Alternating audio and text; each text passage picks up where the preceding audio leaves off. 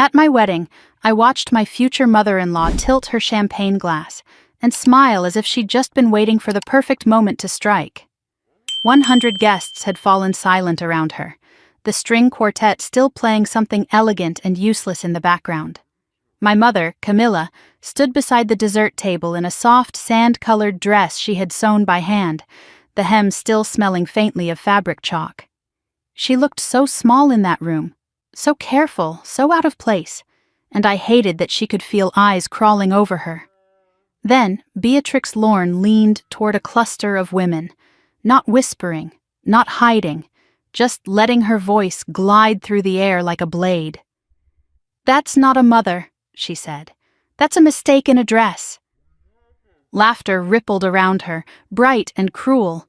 Someone covered their mouth, someone else lifted a phone, and my fiancé, Grayson, laughed too.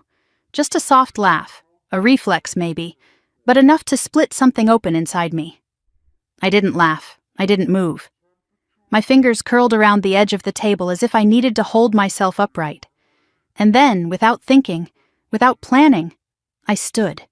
Chairs scraped. Glasses rattled.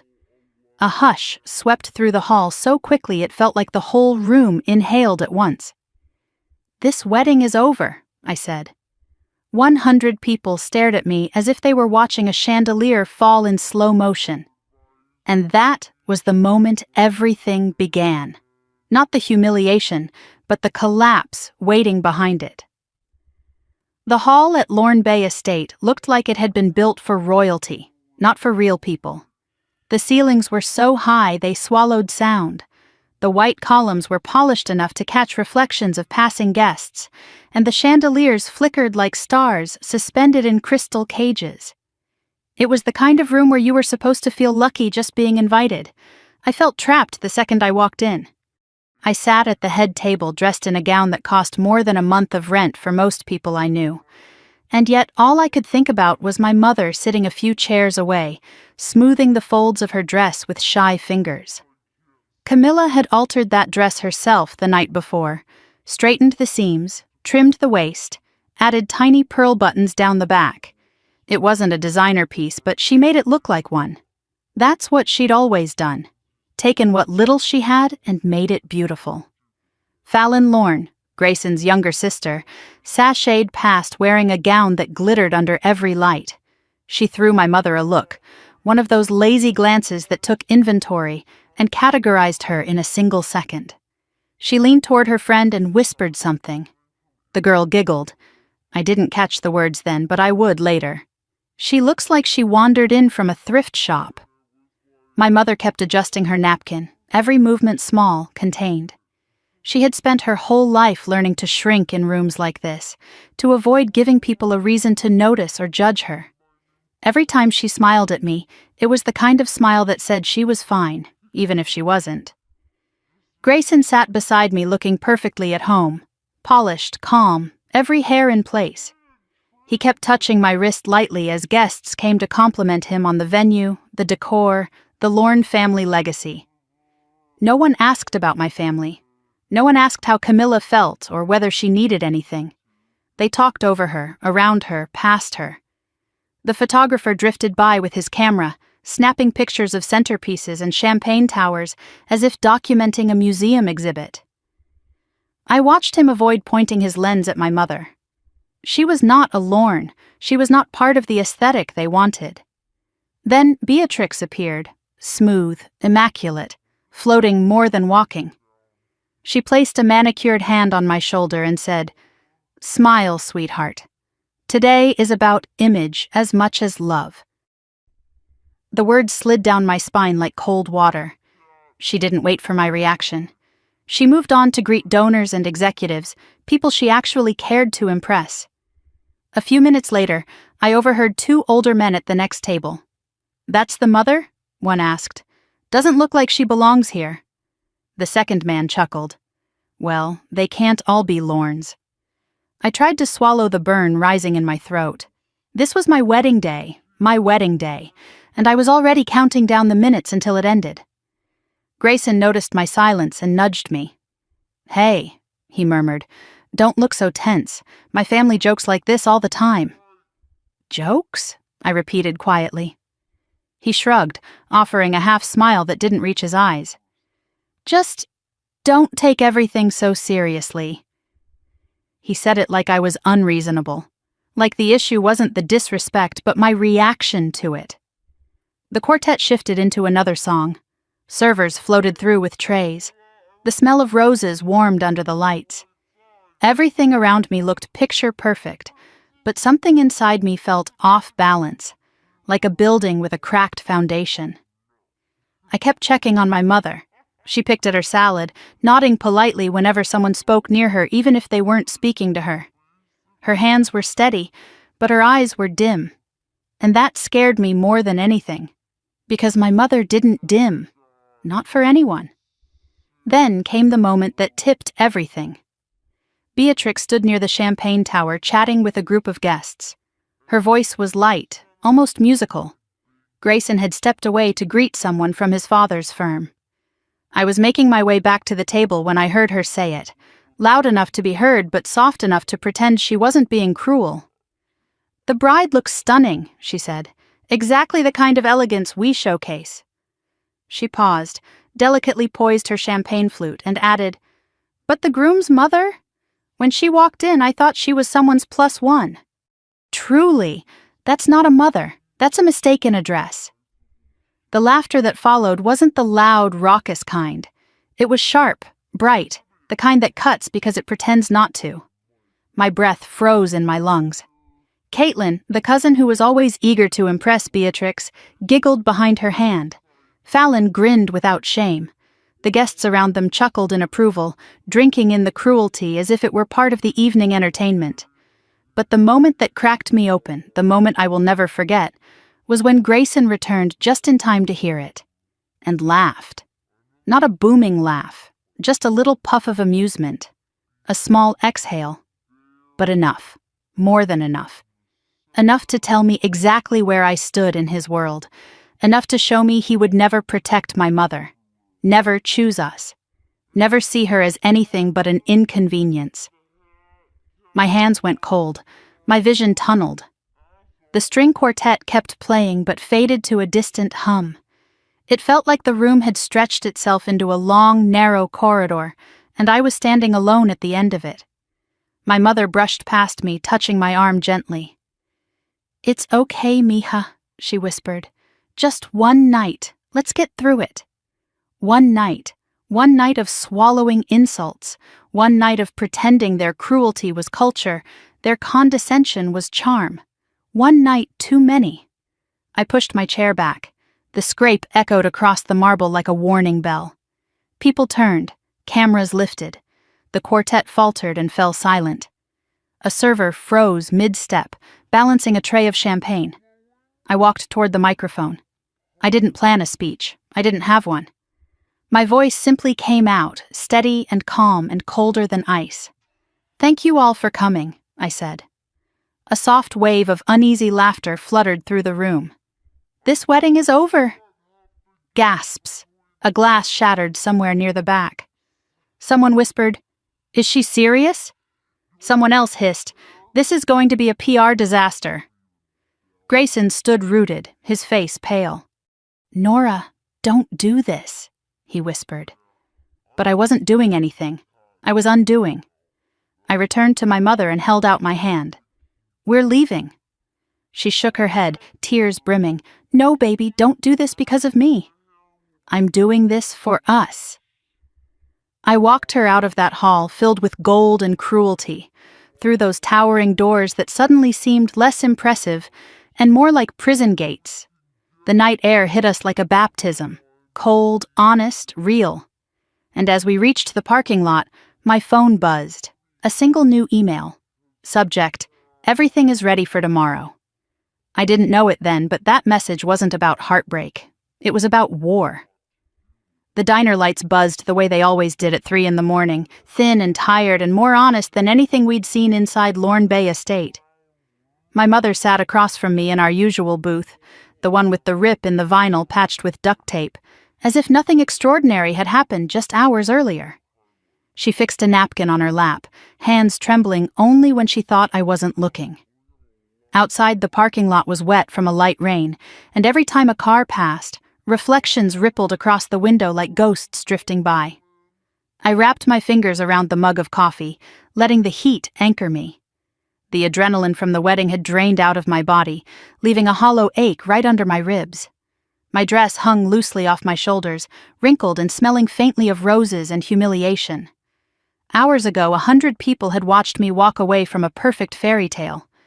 Now I was in a 24-hour diner where the air smelled like burnt sugar and old fry oil, and for the first time that night, I could breathe. My mother stirred her tea twice, then set the spoon down carefully. "You didn't have to do that," she whispered. "I did," I said, the words coming out heavier than I intended. "You ended your whole future over one sentence." "No," I answered quietly. "I ended a lie." Her eyes flickered away, toward the row of laminated menus standing upright behind the napkin holder. She wasn't crying, she was too disciplined for that, but the shine in her eyes said enough. She'd spent so much of her life trying not to take up space, not to inconvenience anyone, not to cause trouble. Tonight, I'd dragged her into the center of a storm she never wanted. I reached across the table and covered her hand with mine, the same hand that had sewn my dresses, braided my hair before school, stitched my clothes late at night when money was tight. My mother's hands were small but strong, hardened by decades of work. They deserved respect. They deserved gentleness. They deserved to be honored, not mocked in front of strangers. A server appeared to refill our mugs, giving us a brief sympathetic glance before walking away. She recognized me. Everyone in this part of Tampa had seen at least some version of the wedding clip. News travels fast, even before news becomes news. My phone buzzed on the table. I ignored it. The world could wait. But when it buzzed again, once, then twice more, I finally glanced at the screen. 3 messages from an unknown number. 1 email notification at the top. "Document package uploaded. Please review before morning." I didn't open anything, not yet. The mere sight of it was enough to remind me that what happened at the wedding wasn't the beginning. It was the breaking point of a story that had been building for months, maybe years. Grayson had told me once over wine and candlelight that his family admired my work with Urban Pulse. He said they loved my story. The grit, the underdog rise, the inspirational arc. What he didn't say was that they loved it for reasons that had nothing to do with me, and everything to do with how I could be used. I took a breath, staring at the steam rising from my coffee. "Mom," I said softly, "I need to tell you something." She looked up with those gentle eyes of hers. "Mija, not tonight. You're exhausted." "I know, but this isn't going away. Please, let's just sit for a moment." So we sat. The silence wasn't peaceful. It was tight, full of things we weren't ready to say. I remembered being 12 years old, sitting in this same booth, sharing a slice of pie we couldn't afford. Back then, everything felt temporary. Now everything felt fragile. Finally, she whispered, "You scared me tonight." "I scared myself. You walked away from the wedding of a wealthy family. They won't forget that." She paused. "They won't forgive it." I looked at her, and for the first time since the ballroom, I felt that cold fire pull through my chest again. "I'm not afraid of their money." "You should be," she said. "Powerful people don't like being embarrassed. And I don't like watching my mother be humiliated." She pressed her lips together tightly, her tell, the same one she had at the wedding. She never wanted me to fight battles on her behalf. Not because she didn't think I should fight, but because she'd spent a lifetime learning that the world didn't care about women like her, that it was safer to bow your head, apologize, move on, survive. But I wasn't built to survive quietly. Not anymore. The door chimed, and 2 men in business attire walked in, talking loudly about development projects. Their words drifted over. Land value, rezoning requests, incentives. Exactly the kind of language I'd been surrounded by for 2 years while working with Lorne Urban Consortium. Exactly the kind of language Grayson spoke fluently. And there it was again. That sinking realization I had tried to ignore ever since I opened my first collaboration folder with Lorne Group. They never cared about our partnership. They cared about the story behind it. One of the men laughed at something, and my mother stiffened instinctively. Her eyes dropped to her cup, shoulders curling in. I hated that reaction. I hated that she'd been trained by life to shrink like that. "Mom," I said, my voice steady. "Look at me." She raised her eyes. "Nothing they said tonight was true, not one word. You're not a mistake. You're the reason I'm here at all."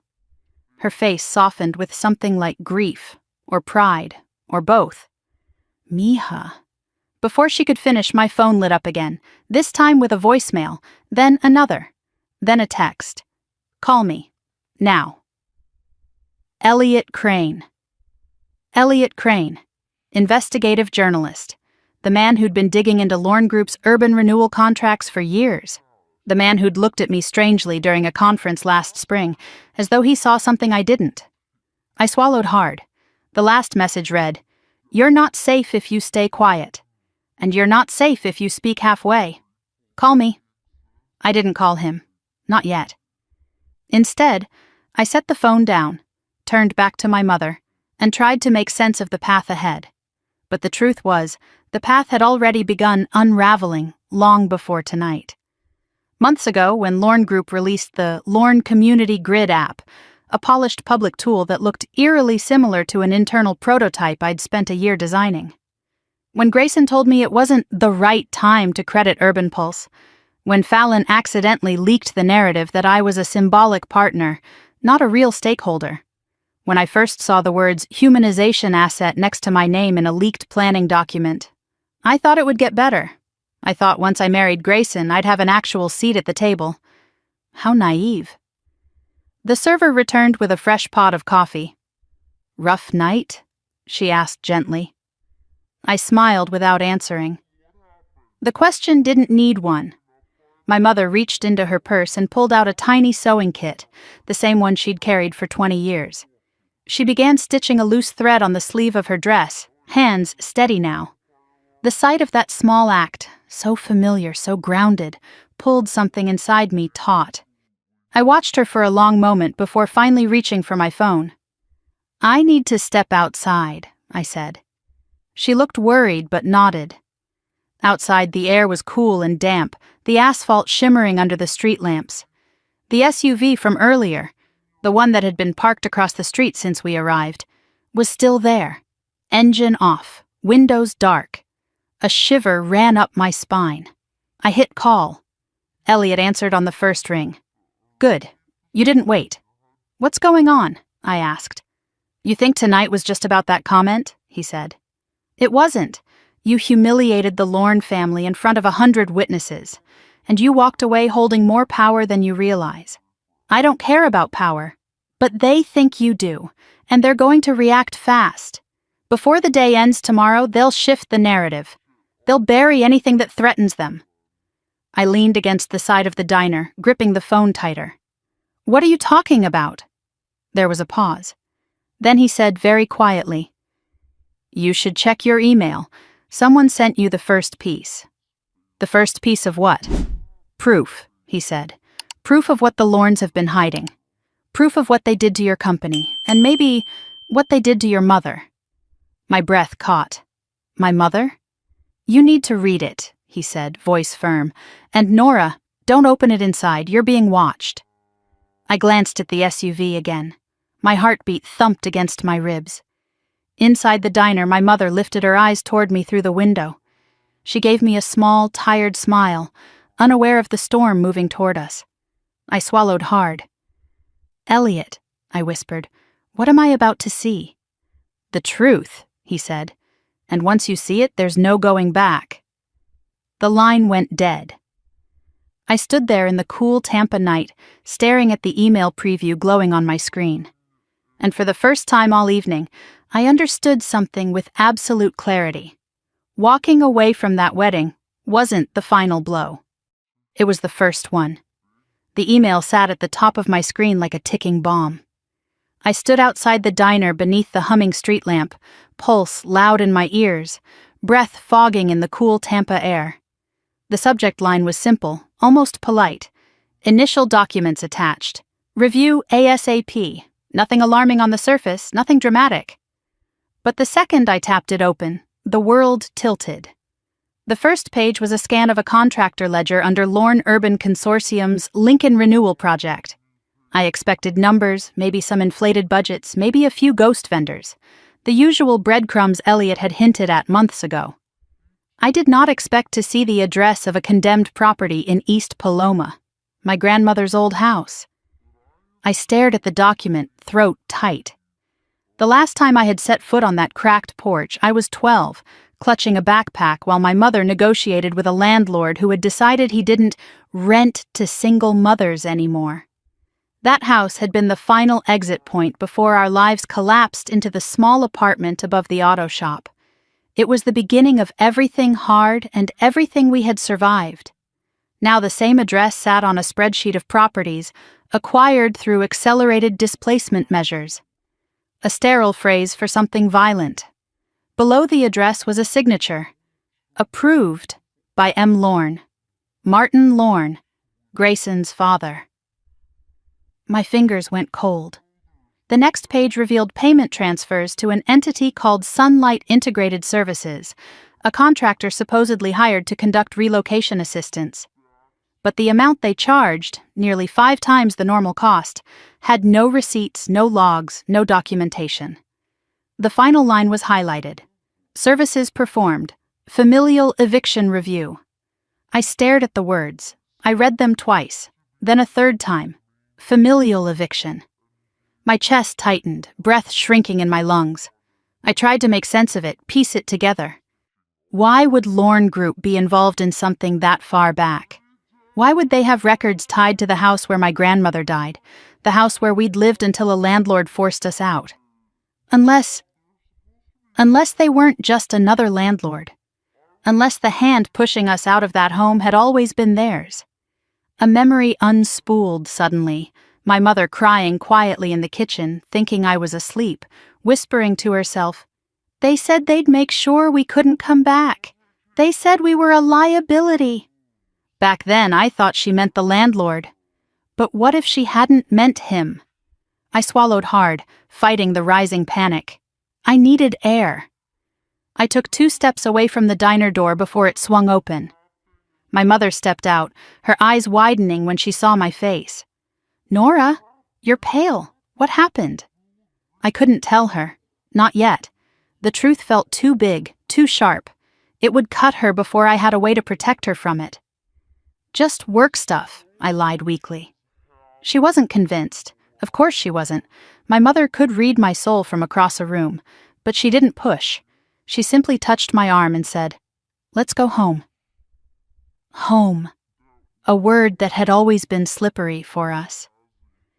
We drove back to her apartment in silence, the kind of silence full of everything we weren't ready to say. When we arrived, she went straight to her room to change. I stayed in the living room on the couch, staring at the document on my phone as if the numbers might rearrange themselves into something less horrifying. Then the screen dimmed, and another email popped up. From the same unknown sender. "Next drop tomorrow. Be ready. And don't trust anyone who tells you this isn't what it looks like." I locked my phone and set it face down on the coffee table. My pulse was still racing. I had to think. I had to breathe. I had to separate emotion from fact. But emotion was a fact. Especially when the paperwork was tied to the home where my mother had begged for another week before the landlord threw us out. Especially when the signature belonged to the man who had welcomed me into his mansion years later with a glass of champagne and a speech about philanthropy. The room felt small suddenly. Too small. I stood and walked into the kitchen, leaned against the counter, tried to steady my breathing. This wasn't just about their arrogance at the wedding. This was something older, something deeper, something woven into the soil of my childhood. Mom walked in wearing her pajamas, a faded t-shirt and cotton pants, and she looked younger like that, softer, almost like the mom I remembered before everything went hard. She paused when she saw me gripping the counter. "Baby," she whispered, "tell me." I closed my eyes. "Do you remember the house on Gable Street?" Her lips parted, and I saw the past flicker across her face. A mixture of grief, shame, and something that looked like fear. "Yes," she murmured. "Do you remember how we lost it?" Her gaze dropped. "Nora, I need to know, Mom. Was there more to it? Did someone force us out?"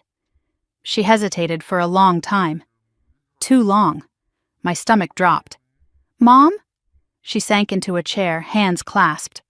"I didn't want you to ever carry that weight," she said softly. "You were so young. Tell me." She exhaled slowly. "The landlord wasn't the only one behind it." I felt the world tighten around me. "There were investors," she whispered. "Developers who wanted the block cleared. They said we didn't fit the image they wanted. And when I asked for time, one of their representatives told me, 'Those who can't keep up with progress get replaced.'" My heart hammered so loudly I barely heard her next words. "I didn't know who they were," she continued. "I never saw names. Just a company letterhead. Something with a sun on it." My knees weakened. Sunlight Integrated Services. The name on the ledger. I gripped the back of the chair to steady myself. "Mom, the Lorne Group owned that development." She froze, eyes widening in horror. "No," she whispered. "No, that can't be. Grayson's family? They're important, influential. But that was years before—" "Before I met him," I finished hollowly. "Before Urban Pulse. Before everything." She covered her mouth with trembling fingers. "Misha." I sat across from her, staring at the woman who had survived eviction, poverty, job loss, and 1,000 small humiliations, never knowing that the people behind one of her biggest losses were the same people who smiled at me over champagne years later. "I need to tell you something else," I said quietly. "Something I did before tonight." Her expression turned cautious. "What is it?" I hesitated. My heart thudded. But she deserved the truth, at least part of it. "For months," I said slowly, "I've been buying shares of Lorne Urban Consortium. Through shell companies." Quietly. Her eyes widened. "Why would you do that?" "Because they were using my work, because they were erasing me, because I needed leverage." She stared at me as if seeing me for the first time. Not as her daughter, but as someone carrying a storm. "How much do you own?" she whispered. I swallowed. "Almost half." She let out a shaky breath. "Nora, this isn't small. This could get dangerous." "I know." "You're fighting an empire." "No," I said, leaning forward. "I'm fighting the people who thought they could rewrite my story. And yours." A tear slipped down her cheek. Not because she was afraid, because she understood, and because she saw exactly what tonight had unleashed inside me. Before either of us could say more, a soft tap came at the window. A single sharp knock. We both turned. The SUV from the diner was parked across the street. Watching. I inhaled sharply, pulse spiking. "Mom, go to your room," I whispered. She didn't argue, not this time. I walked to the window slowly, carefully, my reflection faint against the glass. I couldn't see the driver. The windows were too dark. My phone buzzed again. A text from Elliot. "They know you have the documents. Whatever you do next, don't do it alone." I stared out at the street, at the SUV, at the shadow inside. And then, for the first time since the ballroom, a strange calm settled over me. Because I wasn't the girl from Gable Street anymore. I wasn't the outsider begging for space at someone else's table. I had leverage. I had proof. I had power they never saw coming. And tomorrow, I would walk into Lorne Tower not as a bride, but as the one person capable of destroying their legacy from the inside. The sun hadn't risen yet when I stepped outside, but the sky had already begun its slow shift from black to bruised purple. My mother was asleep in her room, door slightly cracked the way she always left it. An old habit from years when every noise might have meant trouble. I stood in the living room for a long minute, staring at the documents spread across the coffee table. The ledger, the property records, the signatures, the proof that the Lorne Empire had touched my life long before I ever touched theirs. My phone buzzed with another message from Elliot. They'll try to control the story today. Move first. That was enough to push me into motion. I printed out 3 copies of the documents, slid them into a slim folder, then stepped into the cold morning air. The SUV that had been watching us the night before was gone, but the feeling wasn't. I kept scanning every shadow, every parked car, every window. The quiet suburban street felt too still, too expectant. The drive downtown took 20 minutes, but it felt longer. Every red light tightening the coil of anticipation inside my chest. When Lorne Tower came into view, rising above the skyline like a sharpened blade, my stomach clenched. I'd walked through those glass doors dozens of times before, always with a curated invitation, always welcomed with a polished smile. This morning, I wasn't sure what I'd find waiting for me. I parked in a public lot 2 blocks away. No security cameras, no license plate scanners. I'd learned enough from Elliot to know better than arriving through the underground garage. Each step toward the tower felt like walking deeper into enemy territory. When I entered the lobby, the receptionist, a young man with perfect hair and nerves showing in his jawline, looked up sharply. "Oh," he breathed, almost in relief. "Ms. Velasquez, they asked me to let them know the moment you arrived." His voice trembled. "Everyone's been looking for you." Of course they had. The wedding wasn't even 12 hours old. The clip had already been trending online. The Lorne PR team had probably been awake all night crafting an explanation, a spin, a lie. I leaned in and lowered my voice. "Would you mind not announcing me just yet?" He blinked. They said it was urgent, and I'm saying it's personal." He hesitated only a second before nodding. "Elevators are open." I stepped inside the mirrored elevator and watched my reflection warp slightly in the curved glass. My hair was pulled back in a tight low ponytail, my black suit clean and fitted, the folder under my arm held like a weapon. I looked nothing like a runaway bride, and nothing like the girl from Gable Street. On the 26th floor, the elevator dinged softly. The hallway was empty, lined with modern paintings and recessed lighting. I walked straight to the conference room, the same room where, months ago, I'd been introduced as the community partner, while my work was siphoned, polished, and repackaged. The door was cracked open. Inside, voices were already raised. "An embarrassment!" "The footage is everywhere, Martin. We cannot let her speak to the press. Find out what she took. I want everything." I stepped inside, and the room snapped into silence. Beatrix Lorne stood near the head of the table, her face pale under flawless makeup. Martin was red, furious, pacing like a caged bull. Fallon sat with her arms crossed, glaring. Grayson, dressed in the same suit he'd worn to the rehearsal dinner, looked like he hadn't slept at all. He took a step forward. "Nora," I raised a hand. Just don't." His mouth closed. Beatrix recovered first. "Nora, darling," she began, voice trembling with false warmth. "We know last night was emotional, and the press can twist things. But if we present a unified statement, I'm not here to repair your image," I said, setting the folder on the table. "I'm here for answers." Martin scoffed. "You have no right to demand anything." "I have 48% of the voting shares," I replied calmly. "So yes, I do." Fallon's eyes flew open. "That's impossible." "Is it?" I opened the folder and slid the documents out one by one. 3 shell companies, all legal, all approved transactions, all traced back to me. Grayson's face drained of color. "Nora, when you were busy taking credit for my designs," I said. Beatrix's mouth opened and closed like she was struggling to breathe. "You bought into us? Without telling anyone?" I met her gaze. "You didn't give me a seat at the table, so I built my own." Martin slammed a palm onto the table. You won't get away with this. I already have. I pushed the first document toward him.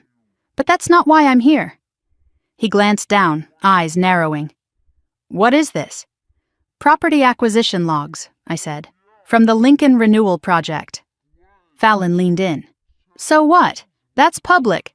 Check the address. They looked closer. Then Martin's face twisted. Beatrix staggered back a step. Fallon blinked as if trying to make the words rearrange themselves. Grayson whispered, Gable Street. Isn't that? My grandmother's house, I said. The house my mother grew up in. The house we were evicted from. The house you bulldozed for a project you never completed. The silence that followed was suffocating. Beatrix lifted a hand to her chest. Nora, we had no idea. I cut her off. Your signature says otherwise. Martin jabbed a finger at the document. I sign dozens of things every week. I don't look at every... That's the problem, I snapped. You destroy lives and call it paperwork. Grayson stepped forward, voice shaky. Nora, please, you have to believe me. I didn't know. If I had... You laughed, I said. Last night. When your mother insulted mine. So, no... You don't get to say you didn't know what cruelty looks like. He flinched as if I'd slapped him. Beatrix's voice thinned. Even if mistakes were made, and I'm not admitting they were, what exactly do you plan to do with this? Blackmail us? I met her stare without blinking. No, I'm going to rebuild what you tore down, with or without you. Martin barked a laugh. You? A girl with a software platform and a sob story? You think you can replace us? I reached into the folder again and dropped the final set of papers onto the table. Elliot Crane is releasing an exposé tonight, I said, on corrupt renewal contracts, ghost vendors, inflated invoices, eviction through intimidation. Fallon's breath hitched. You wouldn't. It's already in motion. Beatrix whispered. We can make this go away. I don't want it to go away, I said. I want accountability. Grayson's voice cracked. Nora, please, this will ruin everything. It should, I replied. Some things deserve to be ruined. The room descended into chaos. Shouting, accusations, panic. Fallon demanded her lawyer. Martin ranted about defamation. Beatrix trembled with fury and fear. Grayson whispered my name like a plea. But I was done being their story. Done being their symbol. Done being their asset. I turned to leave, but Grayson grabbed my arm. Not hard, but desperate. Nora, he said, voice breaking. I love you. That wasn't a lie. I loosened his grip from my sleeve. Love doesn't look like silence, I said softly. And you were silent when it mattered. His hand fell away. I walked to the door. But before I stepped out, I glanced over my shoulder. One more thing, I said. Starting today, all decisions involving community development projects will require my approval, effective immediately. Fallon shrieked, You can't do that. I can, I said, and I will. Beatrix's face twisted, fury overtaking her mask. This is revenge. No, I replied. Revenge would be destroying you the way you destroyed everyone beneath you. I opened the door. This is justice. I stepped into the hallway and closed the conference room behind me, silence falling like a final verdict. The receptionist stared as I passed. Is everything okay? I paused just long enough to answer. No, but it will be. Outside the glass tower, the sun had risen fully now. Red, sharp, unforgiving. Cars moved along the busy street, people rushing to jobs they'd probably never get credit for. My phone buzzed in my hand. A new message from Elliot. Phase 2 begins today. You ready? I looked up at the skyscraper behind me. The tower built on stolen land, stolen lives, stolen stories. And for the first time in years, maybe ever, I felt steady. Ready. Yes, I whispered. Then I walked toward the next battle, folder under my arm, the weight of truth finally shifting from burden to weapon. I didn't go home after leaving Lorne Tower. I couldn't. My mind was too loud, my pulse too sharp, my body too keyed up to sit still on a couch while the world I'd just detonated began shifting into a different shape. Instead, I drove straight to the only place I knew would feel solid under my feet, the old Urban Pulse workspace in East Harbor, a renovated warehouse that still smelled faintly of sawdust and code. When I stepped inside, the lights were dim except for the row of desk lamps left on by the night shift interns. The hum of servers filled the space like a heartbeat. It was the sound of something alive, something honest, something I built. My partner and co-founder Daniel Mora looked up from a cluster of monitors, his dark hair tied back, his expression somewhere between confusion and alarm. "Nora, it's barely 7 in the morning. What happened?" He took one look at my face and stood. "Oh God, it's worse than I thought." I dropped the folder onto the main table. "The worst part is that it's exactly what we thought." He opened the documents without another word. I watched his expression shift from curiosity to grim understanding. "This is Lorne's internal ledger," he murmured. "And this address, Nora, this is my grandmother's house," I said. He sat back slowly, eyes scanning the highlighted lines.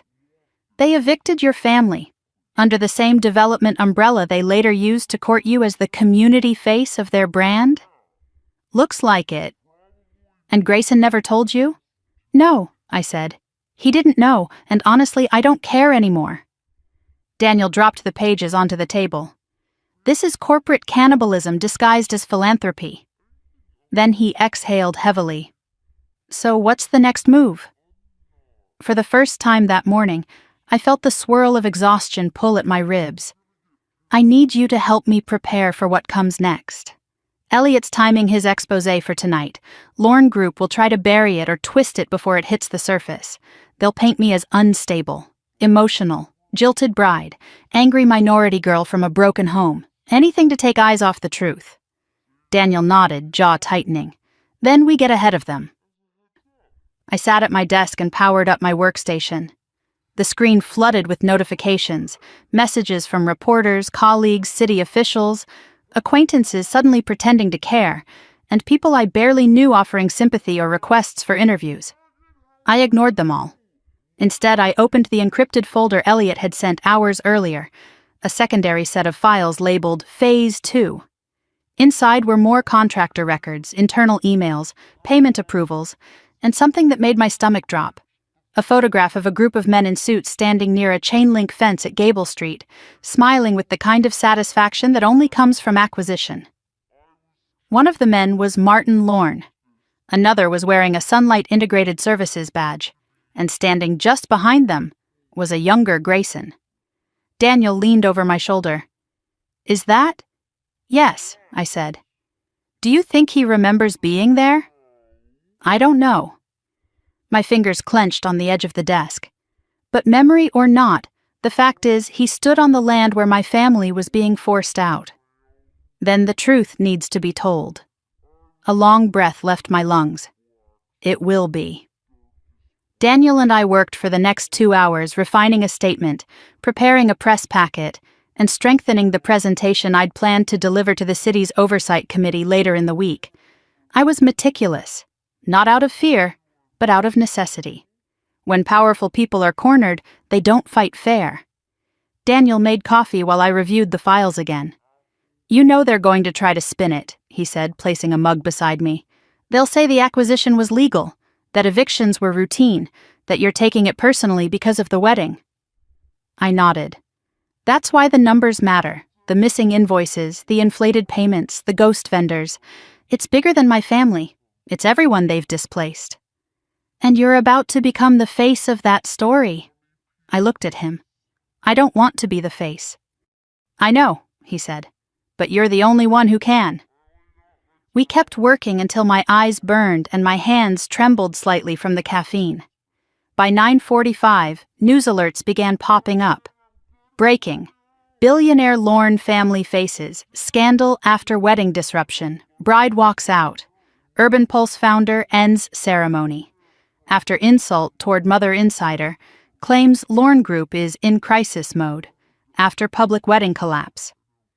I turned off the notifications. A voice echoed from the far end of the warehouse. So it's true. I looked up. Talia Reyes, our lead designer, stood with her arms crossed, her expression dark. She was wearing a hoodie and leggings, hair pulled into a messy knot, her usual morning mode, except this morning her eyes were sharper, colder. You broke the internet, she said, and you walked into Lorne Tower this morning? Alone? Yes. She whistled softly. Ballsy. Daniel shot her a look. This isn't a game. I know, she said, which is why I'm asking, what's the plan? I hesitated. The plan is to expose them, all the way down. Talia nodded. Then you're going to need help. I blinked. What do you mean?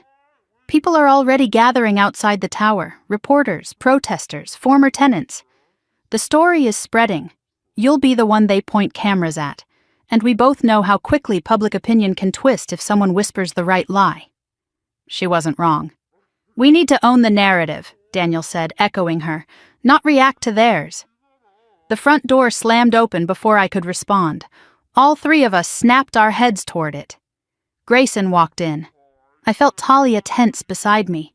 Daniel moved closer, subtly putting himself between us. Grayson's eyes were bloodshot, his hair unkempt, suit wrinkled. He looked like a man who had been chasing a ghost all night. Nora, he said, voice raw, please, just talk to me. I stood slowly, keeping the desk between us. You shouldn't be here. I know, he said, his breath shaking. But I needed to see you. I needed to explain. Daniel stepped forward. She doesn't owe you anything. Grayson ignored him. His eyes stayed locked on mine. Nora, I didn't know about your family's house. I swear, I had no idea. A muscle in my jaw tightened. That photo says otherwise. What photo? He looked genuinely confused, and for a moment doubt flickered through me, until I remembered what he had done last night, how he'd laughed, how he had let his mother humiliate mine without blinking. Even if you didn't know then, I said softly, you know now. He swallowed hard. I came to say I'm sorry. For last night. For not standing up for you. For everything.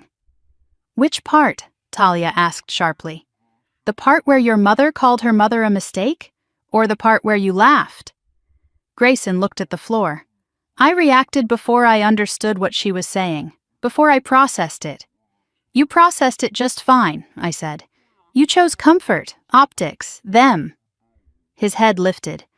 I chose wrong, and I want to fix it. I stared at him. You can't fix this. Then let me help. Help how? I asked. By telling your family to be nicer? By issuing a statement? By making yourself look better? His face contorted. By telling the truth, about everything. Daniel stiffened. What truth? Grayson hesitated, tortured. Then he said quietly, my father has been hiding losses for years, funneling money into dead projects, paying off inspectors, and he's been preparing to blame it all on your division. Talia stepped forward.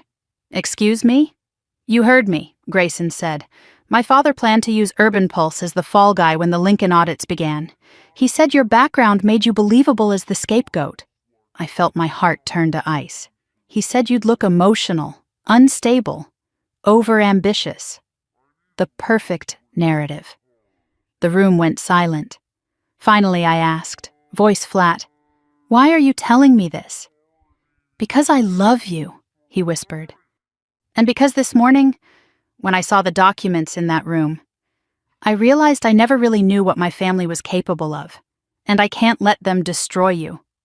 For the first time since I'd met him, Grayson looked small, human, broken. But that didn't change what needed to happen. I walked toward him slowly. His eyes softened with hope, until I stopped 2 feet away. One day, I said gently, you'll understand this wasn't personal. This was necessary. He exhaled shakily. Nora, I don't hate you, I said, but I can't save you from your father, and I can't let you save me from him either. His face crumpled. "Leave," I said softly, "before you're dragged down with them." He backed away slowly, pain carving lines into his face. At the door, he looked at me one last time. "I'll testify," he said. "If you ask me to, I'll tell the city everything." I nodded. "I know." But I didn't ask it of him. He left. Silence lingered long after he was gone. Finally, Daniel cleared his throat. "So," he said quietly, "that was something." "It changes nothing," I murmured. Talia folded her arms. "Then what's next?" I lifted the folder again, the truth heavy in my hands. "Next," I said, "we finish what they started. And bring down the house they built on other people's bones." The rain started just as I stepped out of the warehouse. Not a storm, just a thin, steady drizzle that blurred the skyline and made the pavement shimmer like oil. I pulled my hood up, folder tucked against my chest, and walked toward the alley where Elliot said he would meet me. The alley ran behind a row of old brick buildings, dumpsters lined up like slumped soldiers, graffiti bright under the flickering street lamp. He was already there. Elliot Crane leaned against his car, one foot propped on the bumper, camera bag slung over his shoulder. He looked exactly the way an investigative journalist should look, rumpled, sharp-eyed, exhausted, and dangerous in the way truth-tellers always were. "You look like you've been awake for 3 days," he said as I approached. "I have?" He smirked faintly. "Good, you'll need that kind of crazy." I handed him the folder. "Everything you sent has been cross-checked. Daniel's helping me build an audit trail." He flipped through the pages, eyebrows lifting. "You walked into the tower this morning, alone. You realize how reckless that was?" "Necessary," I said. "They needed to know I'm not afraid." Elliot snorted. "Fear isn't your problem. Rage is." I didn't deny it. He waved me closer to the trunk of his car, popping it open. Inside were 3 more folders, all marked Federal Review, Draft. I felt my pulse skip. "What is this?" I asked. "Phase 3, he said. "These files need your confirmation. They tie the Lorne Group to early acquisitions in 5 cities, not just Tampa. They show a decade of predatory redevelopment dressed up as urban revival. And," he tapped one folder, "they include something you need to see before tonight." He handed it to me. I opened it, and the world tilted again. Inside was a photograph, grainy telephoto, taken through a car window. My mother, Camilla, walking out of a grocery store carrying 2 bags of produce. Behind her, a man with a camera slung across his chest followed at a distance. The timestamp in the corner was from 3 weeks earlier, before the wedding, before any of this had exploded. "What is this?" I whispered. "A surveillance record," Elliot said. "One of the internal whistleblowers leaked it. The Lorne Group hired a firm to follow you and your mother. They tracked your routines, your meetings, your home." My throat closed. "They were preparing to use anything they could against you," he continued. "Pictures, conversations, locations. They wanted leverage." "Why my mother?" My voice cracked. "Because vulnerable targets break easier," he said, "and because they assumed she was your weakness." I gripped the folder hard enough that the pages bent. "She's not my weakness. She's my anchor." "That's why it didn't work on you," he said quietly. "But it will matter in the hearings. You'll need to brace her for questions." Anger slid through me slowly, a tide rising. "How much do you know?" I asked. "Enough," he said. "Enough to know they were preparing a narrative in case you ever pushed back. Enough to know they feared you more than they respected you. Enough to know they planned to turn Urban Pulse into a fall guy if anything blew up." I closed my eyes, inhaling deeply. "We expose everything tonight." "We do," Elliot said, "but you need to understand something." I looked at him. "The moment the story goes live, you become a threat they can't control. They might not touch you directly. They're too public for that. But they will try to discredit you, overwhelm you, smear you. And if that fails, they'll weaponize the legal system." "I'm ready." "No," he said softly. You're not, but you're doing it anyway. That's something else entirely.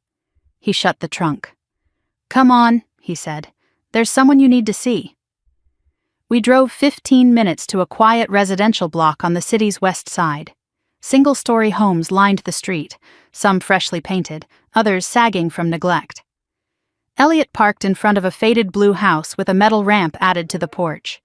This is where he lives, he said. Aiden Blake. I blinked. The whistleblower? The one who sent the first documents? Yes. Elliot's expression darkened. He reached out to me last year, said he was scared, said something inside Lorne Group was wrong at its core. I didn't realize how deep it went until he sent your files. He led me up the ramp and knocked twice. The door opened slowly. A young man stood there, maybe 28, with a cast on his left wrist and a thin scar just under his cheekbone. His eyes were sharp, though, bright, intelligent, and exhausted. You must be Nora, he said. I nodded. He stepped aside. Come in. The living room was cluttered with papers, sticky notes, and multiple laptops. A large corkboard covered the wall, pinned with maps, printed emails, contractor lists, and photos of construction sites. You've been tracking them, I murmured. For 3 years, he said, ever since I joined their compliance department. He sat carefully on the couch. I thought I was helping build better communities. Turns out, I was helping cover up what they were doing. So you leaked the files? He nodded.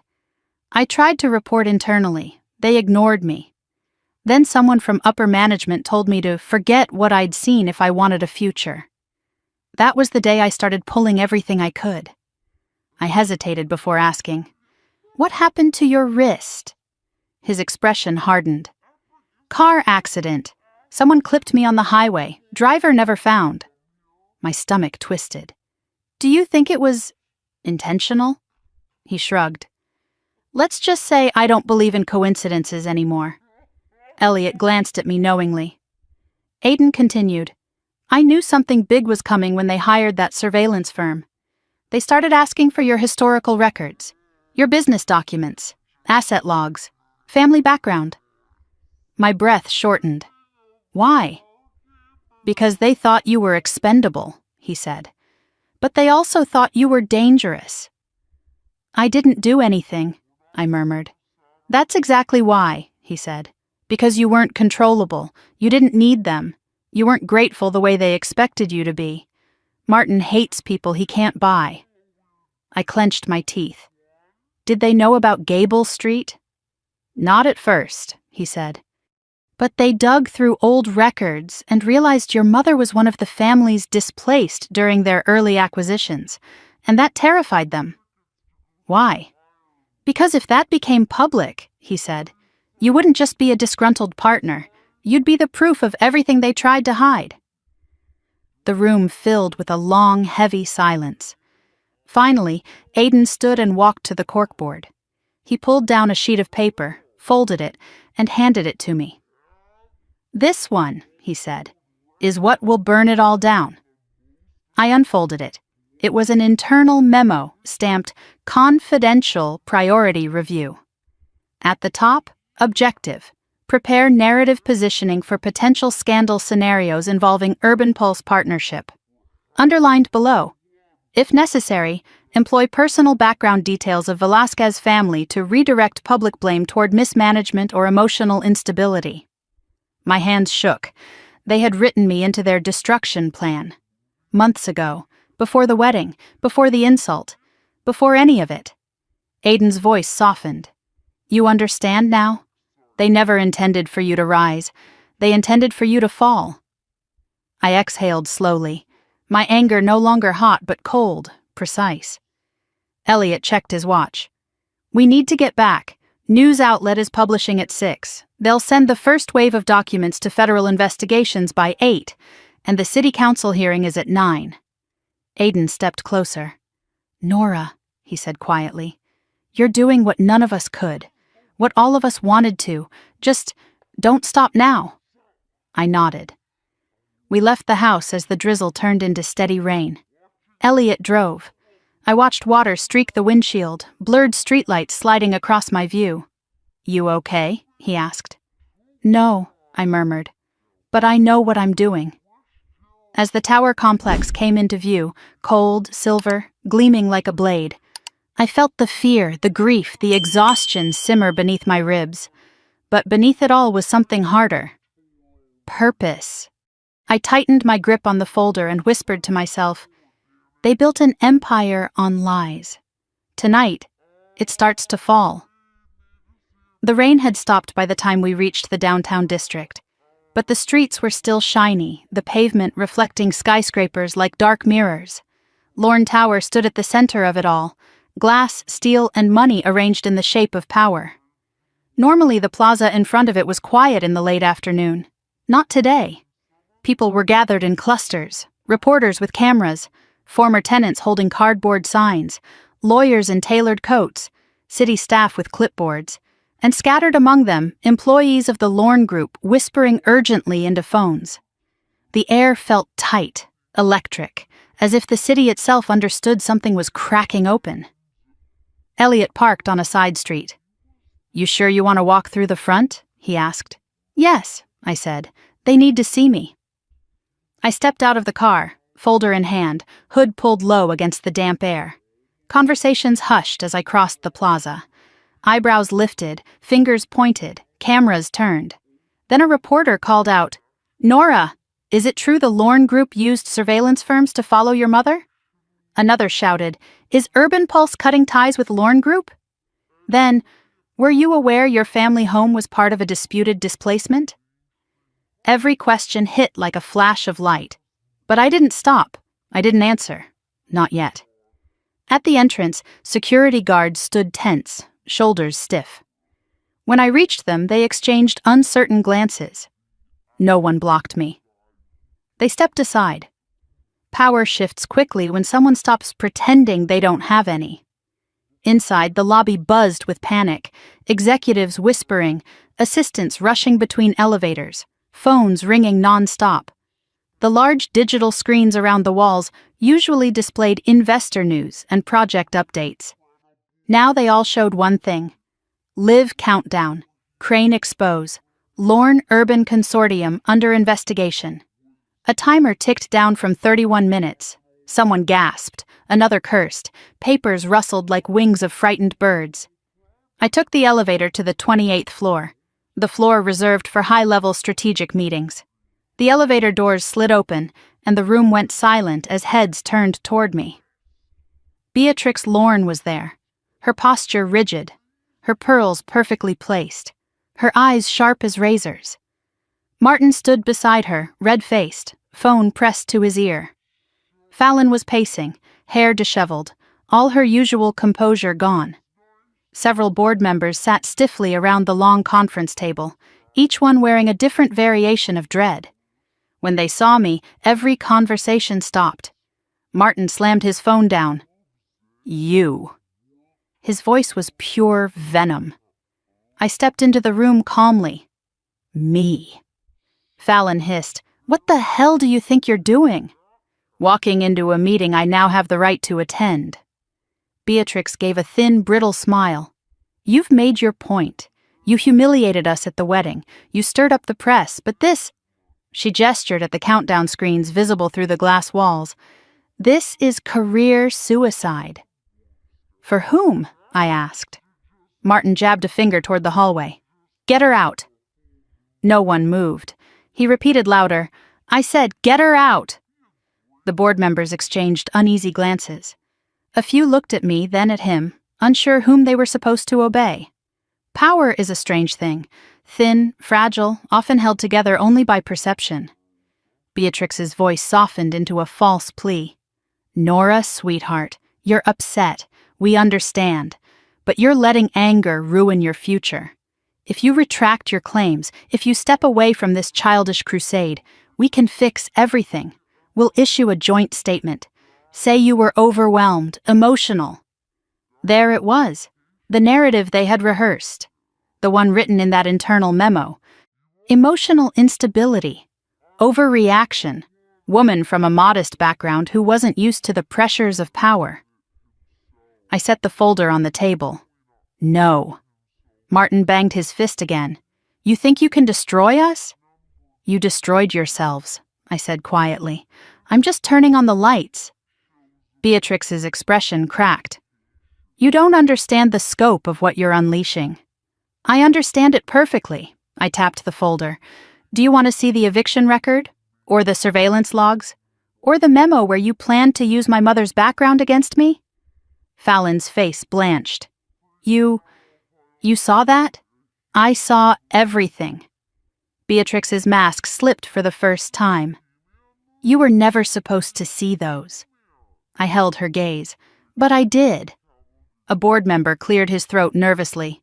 Mrs. Lorne, if these documents are real, we could be facing— They're fake, Martin snapped. All of them. Doctored. She's manipulating you all. I slid a single page toward him. Then why is your signature on them? He froze. Silence washed through the room like cold air. Fallon sank into a chair. Dad, tell me this isn't real. Martin swallowed, jaw clenched. It's business. It's how redevelopment works. People get displaced, money moves, obstacles get cleared. That's the world. No, I said. That's your world. You built a kingdom on other people's broken foundations, and now it's collapsing. The screens outside the conference room beeped loudly. The countdown hit 0, then flashed red. Breaking. Federal review initiated. Lorne Group under investigation for fraud and unlawful displacement. Gasps erupted around the table. Phones dinged with alerts. Some board members scrambled to make calls. Others just stared, pale and frozen, as if the building might crumble beneath us. Martin turned on me with fury. You did this. You did this, I repeated, long before I ever walked into your life. Beatrix stepped closer, eyes glassy but still sharp. You think this makes you a hero? You think the world cares about your righteous anger? They don't. They will rip you apart. They will dig into your past. They will question your competence, your integrity. They will smear your mother. You're not a threat. You're a distraction. I leaned in slightly. So were we. Until today. For the first time since I'd known her, Beatrix flinched. Martin grabbed his briefcase. This meeting is over. No, I said. It's not. I pulled a final document from the folder and slid it to the center of the table, a notarized affidavit from Aidan Blake. This is from a member of your own compliance department, I said. He details your shell companies, your hidden accounts, the inflated budgets, the contractors that don't exist, and he's already given a copy to federal investigators. Beatrix sucked in a breath. You don't know what you're doing. Oh, I do, I folded my hands. Because you forgot something important. The people you step on eventually learn to stand. Fallon buried her face in her hands. We're finished. No, I said. You're accountable. The room spun into chaos. Phones ringing, voices rising, board members arguing in overlapping shouts. Beatrix and Martin were already strategizing in frantic whispers. Fallon was sobbing quietly. And through the glass walls, the newsroom screens continued flashing updates. I stepped out of the conference room and walked toward the elevators, breath steady, heart strangely calm. I had expected fear, or vindication, or anger. Instead, I felt clarity. The elevator dinged open. Grayson stood inside. His eyes were rimmed red, like he'd been crying or hadn't slept at all. When he saw me, he inhaled sharply. Nora, he said, voice barely audible. It's happening. Yes, I said. He swallowed. My father, my mother, they're losing everything. I nodded once. They built it on lies. It was always going to fall. He stepped aside so I could enter. Can I ride with you? I hesitated, then nodded. We stepped inside. The doors slid shut. He looked at me, pain carved deep in his face. I'm sorry, he whispered, for everything. I know, I said quietly, but this isn't about us anymore. He nodded, brushing a tear from his cheek. Tell me what to do. You choose, I said. You can stand with them, or you can stand with the truth. The elevator stopped at the ground floor. I stepped out. He didn't follow. I didn't look back. Outside, the crowd had grown. More reporters, more former tenants, more signs calling for accountability. And somewhere among them, my mother's face appeared to me. Steady, resilient, unbreakable. My phone buzzed. A message from Daniel. Phase 4, ready. Whenever you are. I breathed deeply, letting the cold air fill my lungs. Everything was in motion now, and there was no going back. The city felt different that night, charged, restless, like every street lamp hummed with a secret it couldn't wait to spill. By the time I stepped back into the Urban Pulse warehouse, Daniel had every monitor lit up, multiple news streams running simultaneously. Headlines crawled across the screens faster than the eye could catch. Lorne Group, collapsing under federal scrutiny, whistleblower reveals unlawful displacements. Wedding disaster turns into corporate scandal, Urban Pulse founder. At center of expose, every angle, every narrative, every voice, the whole country suddenly cared. Daniel looked up as I walked in. "It's out," he said. "All of it. Crane didn't hold back." My pulse quickened. "How bad?" "For them?" he snorted. "Nuclear." On the largest screen, Elliot Crane appeared in a studio, hair windblown from hours outside Lorne Tower, face intense as he laid out the evidence in patient, devastating detail. The segment switched between footage of derelict lots, transcripts of internal emails, scans of contractor invoices, and interviews with former tenants. Then, suddenly, an image of my mother flashed onto the screen. I froze. She was standing in front of the old Gable Street house, years younger, holding my hand. The shot had been taken from public records, an old census archive, not the surveillance photo, thank God, but still, the sight of her face pulled at something raw inside me. Daniel muted the sound. "I'm sorry," he said. "I tried to warn them off, but Crane insisted context mattered." I swallowed hard. It does.